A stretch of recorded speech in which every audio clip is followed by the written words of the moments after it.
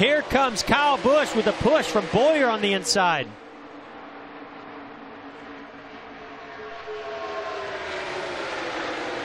Oh, no, DiBenedetto! And everybody! Good. Oh, no. Are you kidding me? This is big. Wow. But it...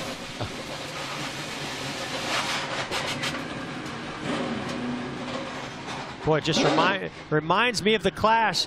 Same type of carnage that we saw where these cars were going everywhere. A lot of damage as they all got to turn 3.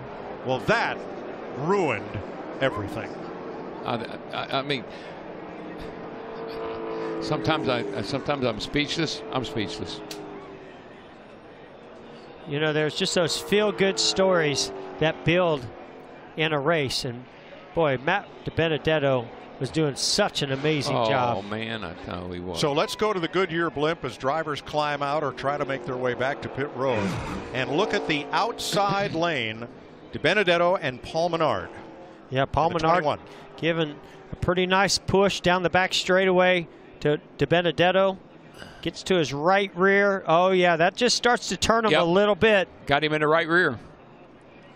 And then he collects Menard. Yeah. Logano just misses it, but the whole outside lane and half the inside pile up. And this is exactly what we were just talking about. At this stage in the race, you can start to taste victory in the Daytona 500. You want to see that checkered flag, and you'll do anything to get it, and you know you've got to be more aggressive with those bump drafts. It looks exactly like the Clash. I mean, all those cars, third turn, all those cars wadded up, sliding up the track with sparks flying. It looks so much like the Clash. That is the 17th of February, looking way too much like the 4th of July. Amen. Fireworks everywhere. Yeah, and it really and truly, it was Paul Menard.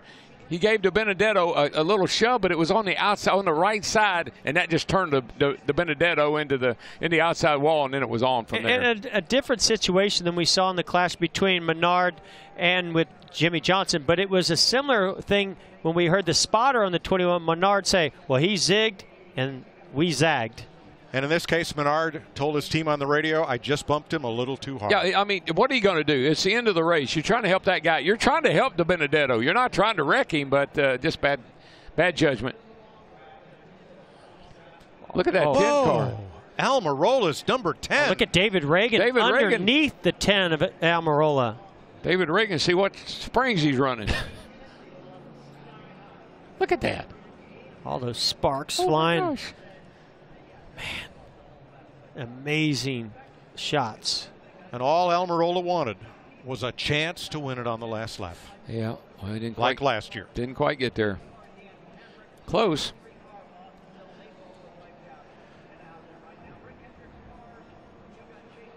And I got to believe our two leaders right now, Kyle Busch and Denny Hamlin, were really wanting and hoping to have another Toyota there and DiBenedetto to help them pull off this victory today. Going to be a little bit tougher for them to hold off those Fords, and some Chevys are moving up also. Amazing camera work by our Fox Sports crew. You're riding with Joey Logano.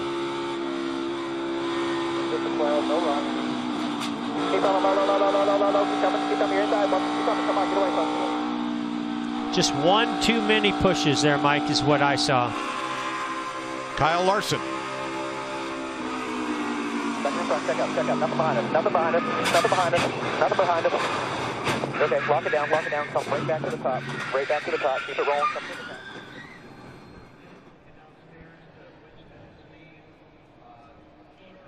Well, I'm not sure. Okay, here's Austin Dillon's view. Still middle of 3 here, still middle of 3. Got to spin it here, spin it. God, we're in.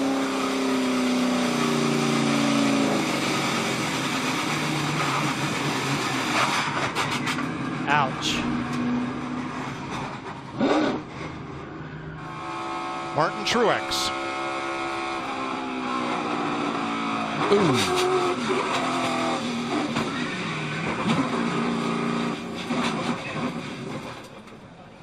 I was going to say, I'm not sure which list graphics is putting together, the cars involved in the wreck or the cars that missed it. We'll find out when we come back. Huge pile up near the end of the Daytona 500.